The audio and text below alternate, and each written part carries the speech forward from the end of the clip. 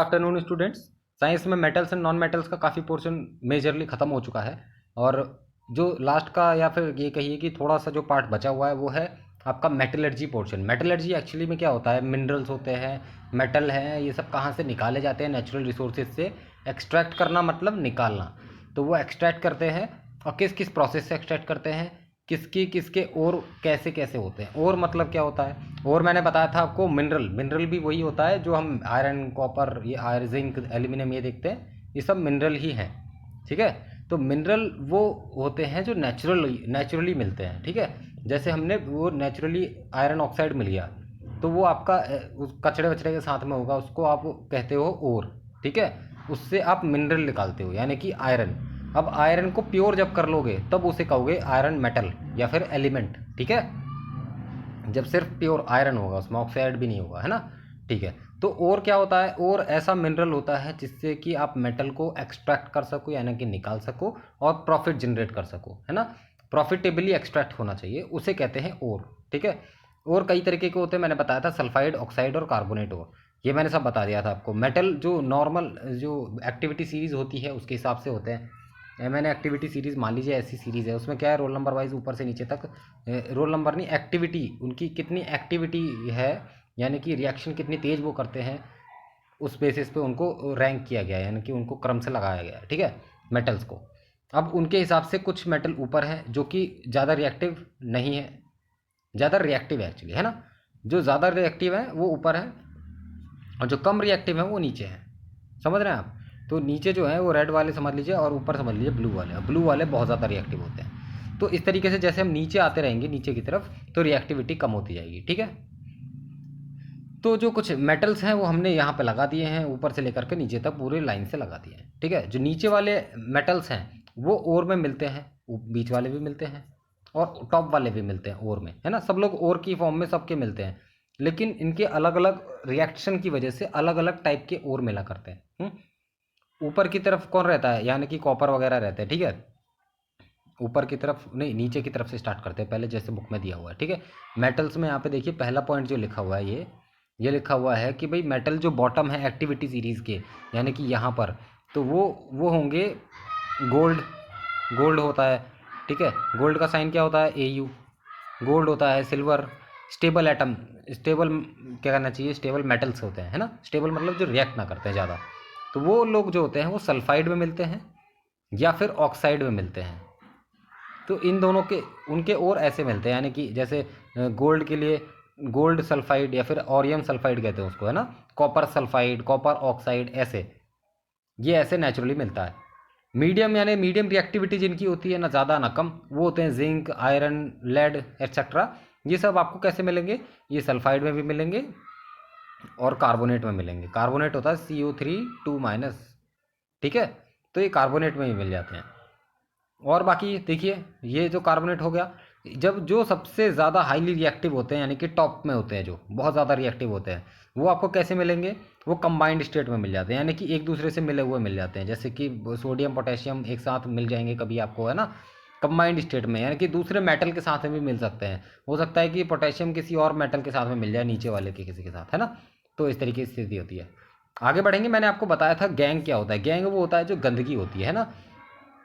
देखिए वैल्यूलेस जो होती है चीज़, कमर्शियली वैल्यूलेस। कमर्शियली मतलब कि जो हम इंडस्ट्री में देख रहे हैं, जो कचरा निकल रहा है, जो भी मिनरल से हम निकालते हैं, देखिए और से लेकर आते हैं ज़मीन से, माइन वगैरह से, तो वहाँ पर गंदगी उसमें बहुत ज़्यादा निकलती है, जैसे कि सिलिका पार्टिकल्स, कार्बन। तो ये चीज़ें गंदगी मानते हैं ना। तो ये गंदगी को हम कहते हैं गैंग, है ना। गैंग वो वाली गैंग नहीं है जो लड़ाई करते हैं ना, ये अलग गैंग है। स्पेलिंग याद रखिएगा। अच्छा, गैंग को कई बार हटाने के लिए टेक्निक यूज़ करी जा सकती है, और जैसे टेक्निक है, पहली है gravitation separation, fourth flotation, magnetic separation, और ये तीनों ही टेक्निक आपको दी हुई है। सिर्फ 3 टेक्निक दी हुई है। इसमें स्टेप होते हैं। देखिए मिनरल से, ओर से, यानी कि ओर जो होता है उससे अपने को मेटल यानी कि एक्सट्रैक्ट करने के लिए, जो हमने चाहा है, जो हम चाहते हैं उससे निकालना, उसको निकालने के लिए कुछ स्टेप्स लगते हैं, है ना। कुछ स्टेप्स जो होंगे वो बहुत ज़रूरी होंगे। देखिए स्टार भी बना रखा है यहाँ पर। तो ये जो स्टेप है, इनमें पहला स्टेप क्या है, देखिए ये जो है ना, तीनों प्रोसेस, ये मैं बता दूंगा, अभी बता दूंगा थोड़ी देर में, पहले स्टेप देख लो। Enrichment of ore. तो सबसे पहले देखते हैं एनरिचमेंट कैसे की जाए। एनरिचमेंट मतलब कि ओर की रिचनेस बढ़ाओ। मतलब ये है, मान लीजिए आपने पूरा इतना बड़ा पत्थर लेकर आया कहीं से, आपको पता है इसमें क्या है, आयरन भी है, कॉपर भी है, सब कुछ है, लेकिन आपको आयरन निकालना है। तो आयरन के लिए इसकी कंसनट्रे इसका जो पूरा इतना बड़ा मान लो पत्थर है, बहुत बड़ा पत्थर है, उसमें से आपको आयरन बढ़ाना है। तो आप इसको थोड़ा थोड़ा जो जो आपको लग रहा है कि बेकार का चीज़ है, आयरन नहीं होगा उसमें, उसे काट दो। तो जो बीच में बचेगा ना वो पोर्शन, इसको आपने छोटा कर लिया और फाइनली आप इसको पाए इतना सा। अब इसमें भी उतना ही आयरन है जितना इसमें होता, तो बाकी आपने कचरा हटा दिया। इसे कहते हैं रिचमेंट ऑफ ओर, यानी कि ओर को, ओर में से जो मोटा मोटा कचरा था उसको हटा दिया गया है। बेसिकली यही होता है। दूसरी बात क्या हो गई, obtaining metal from the enriched ore. अब वो जो एनरिच्ड ओर है आपका छोटा सा जो बचा थोड़ा सा, अब उसमें से आपको निकालना, ज़्यादा मेहनत नहीं है, तो इसमें से आपको मेटल निकालना है। मेटल जो आपका है वो मेटल आपको निकालना है इस तरीके से, ठीक है। अब ये मेटल निकालने के बाद क्या करना होगा आपको, ये इम्प्योर मेटल है, अभी देखो ये प्योर नहीं होता, इतनी आसानी से प्योर मेटल आपके हाथ नहीं लग जाता है। अभी इसको आपको रिफाइन करना होगा। थर्ड स्टेप यही है, refining of impure metal to obtain pure metals. तो इम्प्योर मेटल की रिफाइनिंग कैसे की जाएगी। रिफाइनिंग के लिए कई सारे तरीके होते हैं, देखिए इलेक्ट्रो रिफाइनिंग होती है और भी कई सारे तरीके। इलेक्ट्रो रिफाइनिंग तो एक छोटा सा मेथड है। इसमें क्या होता है, जैसे कि आयरन आपने एक्सट्रैक्ट किया है, ठीक है, आयरन के साथ में आपको कॉपर मिल गया, एल्यूमिनियम मिल गया, तो ये सब हटाओ, ये सब हमें नहीं चाहिए। कई बार आयरन के साथ में आयरन ऑक्साइड मिल जाएगा, Fe2O3, एल्यूमिनियम ऑक्साइड मिल जाएगा, तो ये सब चीज़ें हटानी है हमें, सिर्फ प्योर मेटल चाहिए, है ना। तो वो जो चीज़ है वो लाने के लिए हमें, उसे कहते हैं रिफाइनिंग करना, रिफाइन करते हैं। रिफाइंड ऑयल सुना, रिफाइंड ऑयल भी बहुत ही प्योर करके वो साफ सूफ करके कहीं ना कहीं से कैसे ना कैसे निकालते हैं। तो यहाँ पर देखिए रिफाइनिंग कैसे होती है। देखिए सबसे पहले स्टेप में मैंने जो जो बता दिया है वो यहाँ पे लिखा हुआ है, आपको कैसे रिफाइन करना होता है। एनरिचमेंट ऑफ ओर कैसी होती है, एनरिचमेंट होती है सॉइल सैंड मिट्टी विट्टी हटा दो उसमें से, ठीक है। और सेपरेशन टेक्निक होती है कई बार, जैसे कि फिजिकल और केमिकल प्रॉपर्टीज़ भी होती हैं उनकी, है ना, बेस्ड ऑन किस फिजिकल और केमिकल प्रॉपर्टी कैसी है उस मेटल के अंदर। मतलब मान लो कि आप खूब सारा ओर यानी खदान से खोद के लाए, उसमें से मेटल निकालना है, एनरिचमेंट ऑफ ओर कर रहे हो, यानी कि उसको थोड़ा सा मोटा मोटा कचरा हटाना चाह रहे हो, सैंड मिट्टी मिट्टी ये सब हटा लिया आपने, कुछ टेक्निक लगाई आपने और भी। लेकिन वो टेक्निक डिपेंड करेगी कि आपका जो भी मेटल आप निकाल रहे हो उसकी प्रॉपर्टी कैसे है। मान लो कि आपने गर्म पानी से धो दिया है, गर्म पानी से धोने से मान लो कि मरकरी होता, मरकरी निकाल रहे हो आप, तो मरकरी तो गर्म पानी में पिघल के चले जाएगा ना कहीं ना कहीं। तो इसीलिए उसकी प्रॉपर्टी पहले देखते हैं हम कि भाई मेटल जो हम चाहते हैं उसकी प्रॉपर्टी कैसी है, उसके हिसाब से हम उसकी टेक्निक लगाएंगे साफ़ करने की, ठीक है। मेटल को एक्सट्रैक्ट करने की अब नई टेक्निक, उसके बाद क्या होता है कि मेटल को एक्सट्रैक्ट करना होता है, बताया था मैंने, तो उसको याद कर लो, इसको है ना, 3 ही स्टेप तो है। और फिर उसको एक्सट्रैक्ट कर लीजिए और उसको एक्सट्रैक्ट कर, अच्छा ये एक्सट्रैक्ट करने के लिए आपको रिएक्टिविटी ज़रूरी होती है ना, रिएक्टिविटी, रिएक्शन कराते हैं कई बार हम लोग। ये देखिए extracting metal low in activity series, जो कि लो है यानी कि जो एक्शन एक्टिविटी नहीं करते ज़्यादा, उनको कैसे किया जाता है एक्सट्रैक्ट, उनको हवा में गर्म कर देते हैं हाई टेम्परेचर पे। तो हवा में गर्म करने से उनकी रिएक्टिविटी बढ़ जाती है ना। हवा में गर्म क्यों किया, ताकि ऑक्सीजन से रिएक्ट कर जाए वो। तो मान लीजिए मरकरी सल्फाइड है, तो उसे गर्म कर देंगे, देखिए हम संभाल के करेंगे गर्म, ताकि वो पिघल के कहीं चले ना जाए, तो ऑक्सीजन के साथ रिएक्ट करेगा क्योंकि हवा में ऑक्सीजन है, तो ऑक्सीजन सल्फाइड की जगह पे आ जाएगी और ऑक्सीजन लग जाएगा यहाँ पर। क्यों, क्योंकि ऑक्सीजन भी ऊपर रहता है, सल्फाइड नीचे रहता है, तो ऑक्सीजन सल्फाइड की जगह ले लेता है जहाँ भी हो, ठीक है। ऐसा भी होता है। आगे ध्यान देंगे, देखिए ऑक्सीजन से अब इसको कैसे अलग किया जाएगा, इसको अब आप कर देंगे कि भाई रोस्टिंग कर देंगे, यानी कि इसको और किसी प्रोसेस से अलग अलग कर देंगे। रोस्टिंग होती है, देखो आप खाली आप हीट कर दो बिना हवा की प्रेजेंस में, तो ये ऑक्सीजन जो है हीट करने से हमेशा चला जाता है कहीं ना कहीं, तो उड़ जाती है गैस ऑक्सीजन और केवल मरकरी यानी कि मेटल रह जाता है नीचे। तो इस तरीके से चीज़ें होती है। देखिए ऐसी कॉपर का भी है, अब कॉपर में भी देख लीजिएगा। मेटल को अगर जो बीच में जो रिएक्टिविटी उनकी बीच में रहती है, यानी कि उनकी रिएक्टिविटी थोड़ी मीडियम टाइप की है, न ज़्यादा ना कम, तो उनको रोस्टिंग किया जाता है। रोस्टिंग क्या होती है, एयर की प्रेजेंस में हीटिंग, उसको कहते हैं रोस्टिंग। तो उसको हीट कर दो आप, ठीक है। तो उसको हीट करने पर क्या हो जाता है, आपको आपको कई सारे जो हैं ऑक्साइड्स मिल जाएंगे, जिंक ऑक्साइड, मेटल ऑक्साइड, कोई कई सारे मिलेंगे। अब उन ऑक्साइड को तो आप अलग अलग कर सकते हो, अलग अलग प्रोसेस होती हैं। कई बार क्या होता है कि पहले से ही कुछ, जैसे कि कुछ ऑक्साइड, जैसे कि यहाँ पे देख लो, ये रिएक्शन देख लो आप, है ना, जो भी एनसीईआरटी में रिएक्शन लिखी होती है एक बार आप लिख के उसको याद कर लिया करो। ये जिंक सल्फाइट है, सल्फाइट आइट आइट, है ना, सल्फाइड नहीं है। सल्फाइड होता है H2 माइनस और सल्फाइट ये होता है एस माइनस होता है, लेकिन ये सल्फाइड भी नहीं है यार। देखो ध्यान से देखते हैं सल्फाइड और सल्फेट में क्या अंतर होता है। देखिए आपने SO4 2 माइनस, ये क्या होता है, सल्फ्यूरिक एसिड होता है ना, तो ये सल्फेट होता है 8, और ये SO3 माइनस ये सल्फाइट होता है। आप ध्यान दीजिए कि ये आपको यहाँ पर 3 का अंतर दिखेगा, 3 और 4 का। ये तो सल्फाइट है लेकिन ये सल्फेट है, तो हम लोग सल्फाइट की बात कर रहे हैं। सल्फाइट ये है जिंक सल्फाइट। अब जिंक सल्फाइट को आप हीट कर रहे हैं। कैल्सिनेशन क्या होता है, कैल्सिनेशन बिल्कुल रोस्टिंग होती है। रोस्टिंग क्या होता है, आपने रोस्टिंग सुना है, रोस्टिंग कर रहे हैं हम। जो लोग नॉनवेज खाते हैं उनको पता होगा रोस्टिंग, तो बिल्कुल वो लोग नॉनवेज चीज़ों की कर देते हैं। भैया मैं वेजिटेरियन हूँ, मैं बस बता रहा हूँ, है ना। मैं बस इतना जानता हूँ, देखो कभी भी हम रोस्ट करते हैं किसी चीज़ को, जलाते हैं, तो वो ऑक्सीजन की प्रेजेंस में जलाते हैं, यानी कि एयर की प्रेजेंस में, तो उसे कहते हैं। जब भी कोई क्वेश्चन पूछे कि रोस्टिंग क्या होता है, रोस्टिंग मतलब एयर की प्रेजेंस में जला देना, एयर मतलब ऑक्सीजन, ठीक है। और अगर कैल्सिनेशन है तो बिल्कुल वही है, जला देना है, लेकिन एयर नहीं होनी चाहिए, तो उसे कहते हैं कैल्सिनेशन। और देखिए यहाँ पर एयर नहीं दिख रही होगी आपको जिंक सल्फाइड के साथ में। तो जब ऐसा करते हैं तो कार्बन डाइऑक्साइड उड़ जाती है और जिंक ऑक्साइड बच जाता है ना। अच्छा ये जो कार्बन डाइऑक्साइड उड़ाई है, इसकी जगह SO2 लिख लीजिएगा आप, है ना, क्योंकि यहाँ पर सल्फ एस लिखा हुआ है, तो इस तरफ कार्बन कैसे आ जाएगा, ठीक है, कॉमन सेंस है। हो सकता है कि यहाँ पर सल्फाइट ना हो, मेरे हिसाब से यहाँ पर कार्बन डाइऑक्साइड, कार्बन ट्राइऑक्साइड ये होगा, जिंक CO3, तो ये होगा। अब अगर आप इसको हीट करेंगे तो इसको करेक्शन कर लीजिएगा, ये गलत लिखा हुआ है यहाँ पर, है ना। इसको आप जब जिंक कार्बोनेट को ठीक कर हीट करेंगे बिना एयर के, एयर की प्रेजेंस नहीं है बेटा, है ना, कैल्सिनेशन है, तो जिंक ऑक्साइड बनेगा और कार्बन डाइऑक्साइड निकल के उड़ जाएगी हवा में। ध्यान रखिएगा कार्बन ये जो होता है ना, ये कार्बोनेट होता है, ये कार्बोनेट को जब भी हीट किया जाता है ये कार्बन डाइऑक्साइड उड़ा देता है ये साथ में। आगे बढ़ेंगे, रिडक्शन ऑफ मेटल ऑक्साइड। फिर मेटल ऑक्साइड जो मेटल निकल गया उसको हम रिफाइन कैसे करते हैं, तो उसका रिडक्शन करते हैं। रिडक्शन मतलब क्या होता है, देखिए एक चीज़ पढ़ी होगी आपने, ऑक्सीडेशन, कभी पढ़ा होगा, है ना, ऑक्सीडेशन। अब पढ़ रहे हैं रिडक्शन।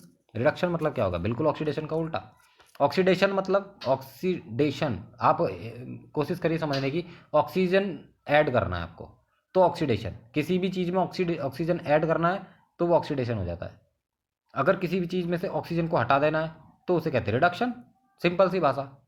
आगे बढ़िए, देखिए हमने स्टार्टिंग में मेटल्स की रिएक्शन कराई थी, वो क्या कहते हैं उसे, एयर से रिएक्शन करा दीजिए मान लीजिए, हाँ, मेटल की ऑक्सीजन से रिएक्शन करा दीजिए, इसे कहते हैं ऑक्सीडेशन, क्योंकि ZnO बन जाएगा। लेकिन अगर मैं इसी की रिएक्शन को उल्टा ले जाऊं तो उसे कहते हैं रिडक्शन, ठीक है। ऐसी ही रिएक्शन यहाँ पे है रिफाइनिंग करने के लिए, क्योंकि हमारे पास जिंक ऑक्साइड यहाँ पे मिल गया है, तो इसको हम रिफाइन करेंगे, इसको कोक से जला देंगे। कोक के साथ में, कोक क्या होता है, कोयला, यानी कि प्योर कार्बन, उसके साथ में हीट कर देते हैं, तो कार्बन जो है उसके अंदर, मेटल के अंदर का ऑक्सीजन लेकर के भाग जाता है बाहर, और कार्बन मोनोऑक्साइड बनाता है, जो कि थोड़ी खतरनाक भी होती है, थोड़ी नहीं बहुत खतरनाक होती है हमारी सेहत के लिए, ठीक है। और ये जिंक प्योर मिल जाता है हमें, तो ऐसे ही निकाल लेते हैं। या फिर हम कुछ रिएक्शन करा सकते हैं, इसे कहते हैं डिस्प्लेसमेंट रिएक्शन। इसमें क्या होता है, जो मान लीजिए वो जो सीरीज़ बताई थी मैंने रिएक्शन की, मान लीजिए कि हमें कोई चीज़ को, किसी को निकालना है जो कि यहाँ पर है, तो उसके ऊपर जो मेटल है उससे रिएक्ट करा देंगे उसे, ताकि वो उसकी जगह ले ले, और जो भी उसके साथ में जुड़ा हुआ है उसको हटा करके, और ये प्योर मेटल हमें बाहर मिल जाए, है ना। तो ऐसे ही होता है। देखो एल्यूमिनियम जो है वो रिएक्टिविटी सीरीज़ में ज़्यादा रिएक्टिव है, यानी कि ऊपर है। मैग्नीशियम नीचे है, तो मैग्नीशियम मुझे चाहिए तो मैं एल्यूमिनियम को इसके साथ रिएक्ट करा दूंगा, हीट करा दूंगा, तो वो मैग्नीशियम की जगह पर एल्यूमिनियम आके बैठ जाएगा और मैग्नीशियम अलग निकल के आ जाएगा, है ना, और कुछ हीट बाहर आ जाएगी। इसी तरीके से बाकी रिएक्शन भी होती हैं। इसे एक्सोथर्मिक रिएक्शन कहते हैं। एक्सोथर्मिक मतलब हीट बाहर निकल रही है, देखो यहाँ पे हीट बाहर निकल रही है, उसे कहते हैं एक्सोथर्मिक। एक्सो मतलब बाहर, एंडो मतलब इनसाइड, थर्मिक मतलब, थर्म मतलब होता है टेम्परेचर, ठीक है। ऐसे ही एक होती है थर्माइट रिएक्शन। अब देखिए जो थर्माइट रिएक्शन क्या से होती है, थर्माइट मतलब, थर्माइट किसी चीज़ को कहा जा रहा है, और वो क्या है, एल्यूमिनियम पाउडर है यहाँ पर, है ना। थर्माइट मतलब यहाँ पर एल्यूमिनियम पाउडर को कह रहे हैं, Al पाउडर। अब इसको रिड्यूसिंग एजेंट, अच्छा एजेंट जो जो काम, देखिए जो हमारा काम कराता है, मान लीजिए LIC का काम हमारा कोई करा रहा है, तो कहते हैं हम उसको LIC एजेंट, है ना। जो काम हमारा जो करा देता है उसको हम उसी के नाम से एजेंट कह देते हैं। कोई हमारा, कोई मान लीजिए कोई एडमिशन करा रहा है तो एडमिशन एजेंट हो गया, है ना, तो कोई भी एजेंट हो गया। इसी तरीके से जब रिडक्शन कोई करा रहा है तो उसका रिड्यूसिंग एजेंट हो गया। तो एल्यूमिनियम पाउडर यहाँ पर देखिए, एल्यूमिनियम है, ये ये दोनों क्या हैं, ये है हमारा थर्माइट रिएक्शन। और ये कहते हैं हम इसको एल्यूमिनियम पाउडर, है ना। प्योर एल्यूमिनियम की रॉड नहीं रख देते रिएक्शन में, पाउडर उसका पीस के रखते हैं, है ना। और इसको हम कहते हैं रिड्यूसिंग एजेंट। जो रिडक्शन करवाता है उसको कहते हैं रिड्यूसिंग एजेंट, और जो ऑक्सीडेशन कराता है उसको कहते हैं ऑक्सीडाइजिंग एजेंट। ठीक है, आगे बढ़िए। रिड्यूसिंग एजेंट है यहाँ पर। अब ये क्या करेगा, कई बार हमारी थर्माइट रिएक्शन, बेटा रेल के ट्रैक्स जो होते हैं ना, आपको मैं एग्जांपल बताता हूँ कहाँ यूज़ होता है थर्माइट रिएक्शन। जैसे रेलवे ट्रैक्स हो गए, और रेलवे ट्रैक्स में कभी आप देखेंगे कि यहाँ पर कोई गैप है। तो मान लीजिए कोई रेलवे ट्रैक्स है, तो रेलवे ट्रैक्स इस तरीके से हो सकते हैं। मान लीजिए बीच में गैप हो गया, यहाँ पर गैप कैसे हो जाता है कि कोई जॉइंट खुल गया या कुछ भी किसी भी वजह से कोई खराबी हो गई, तो जॉइंट मतलब गैप हो गया। अब इस गैप को कैसे फिल किया जाएगा, तो यहाँ पर ये लोग क्या करेंगे, एक थर्माइट रिएक्शन कराएंगे। इसको यहाँ से ऐसे बंद कर देंगे, यहाँ से ऐसे ईंट वीट कुछ लगा के बंद कर देंगे। ठीक है, अब यहाँ पर इसमें थर्माइट भर देंगे, थर्माइट भर देंगे और इसके अंदर भर देंगे। उसके बाद यहाँ पर कुछ आग लगा देंगे, छोटी सी हीट कर देंगे इसको, छोटी सी आग, ये जैसे लाइटर सा लगा देंगे। और जैसे ही छोटा सा लाइटर लगाया इन्होंने, ये आग लग जाती है इसमें, और भयंकर रिएक्शन होती है। और इतनी भयंकर होती है कि उसके साथ में जो भी मेटल हम डालते हैं वो पिघल करके यहाँ पे सेट हो जाता है। और यहाँ पे सेट होने की वजह से ये पूरा इसको मेटल बना देता है यहाँ पर यूँ करके। यानी अब जब हम सारा हटाते हैं पोर्शन, तो आपको सिर्फ पटरी जो होती है नॉर्मल वैसी मिल जाती है। ठीक है, तो ये होती है थर्माइट रिएक्शन। ये कहाँ काम आती है, हैवी आयरन ऑब्जेक्ट्स को चिपकाने में काम आती है। देखिए यहाँ पे लिखा हुआ है। ठीक है, ये जो हैवी आयरन ऑब्जेक्ट्स है या वेल्डिंग करने में काम आती है, याद रखेंगे। ठीक है, कैसे होती है, देखिए these metals have more affinity towards oxygen. अच्छा, थर्माइट रिएक्शन में जो मेटल यूज़ हो रहा है, एल्यूमिनियम या और भी कोई मेटल यूज़ होता है, तो वो कैसे होते हैं, वो ज़्यादा ही एफिनिटी मतलब ज़्यादा उनकी लगाव होता है। उनका किससे लगाव रहता है, जिससे भी एफिनिटी ज़्यादा है, यानी कि ऑक्सीजन से। एफिनिटी मतलब लगाव समझ लीजिए। ठीक है, उससे जुड़ने की क्षमता। तो जो भी दूसरा मेटल है उससे ज़्यादा अच्छी क्षमता इनकी है कि ये ऑक्सीजन से जुड़ सकें, इसीलिए इनको ज़्यादा रिएक्टिव मान करके इसको रिएक्ट कराया। तो पाया कि हमने भाई ये ज़्यादा रिएक्टिव था एल्यूमिनियम, तो वो जा करके रिएक्ट कर गया और मैग्नीशियम को पीछे छोड़ दिया उसने। इसी तरीके की इलेक्ट्रोलाइटिक एक रिडक्शन होती है। इलेक्ट्रोलाइटिक रिडक्शन कैसे होती है, बिजली से करते हैं इसको। इसमें क्या करते हैं, NaCl है मान लीजिए, अब इसको पानी में डाल देते हैं और पानी में घोल करके इसको, और यहाँ पर पानी में NaCl डाल दिया। अब यहाँ पर एक कैथोड डाल दिया, एक एनोड डाल दिया। अब ऐसे ही करके रिएक्शन लगा दी, इसको प्लस और माइनस में करंट में छोड़ा दिया। अब इससे क्या होता है कि भाई यहाँ पर रिएक्शन होती है ज़बरदस्त। रिएक्शन क्या, करंट जो एक देखिए यहाँ पर एक क्या हो गया, ये प्लस हो गया और ये माइनस हो गया, ये प्लस हो गया और ये माइनस। देखिए उल्टा लिख दिया मैंने थोड़ा सा, है। आप थोड़ा सा ध्यान दीजिए, जो मैं कह रहा हूँ ये है माइनस और ये है प्लस। जो बड़ा होता है ना ये प्लस की तरफ होता है। देखिए प्लस वाला है। अब जो माइनस के कण है, यानी कि जो इसके अंदर घुला हुआ है माइनस का पोर्शन, वो इधर चले जाएगा, और जो प्लस का है वो माइनस के पास चले जाएगा। ठीक है, तो इकट्ठा हो जाएगा और फिर हम इन दोनों रॉड को बाहर निकाल के लिक्विड में से उसको खुरच के निकाल लेंगे। ऐसे होता है, सिंपल है ना। कई बार गैस बन जाती है, तो गैस तो हमें खुरचने की ज़रूरत ही नहीं है, तो वो दूसरे एक जा कर के निकल जाती है। अब ये मैं आपको पढ़ाऊँगा अगली बार। ठीक है, इतनी सी चीज़। अभी मैंने मेजर पोर्शन आपको ख़त्म कर दिया है। ठीक, आप इसको पढ़िए ध्यान से और पूरे क्वेश्चन जो मैं दे रहा हूँ वो कर लीजिए। Thank you.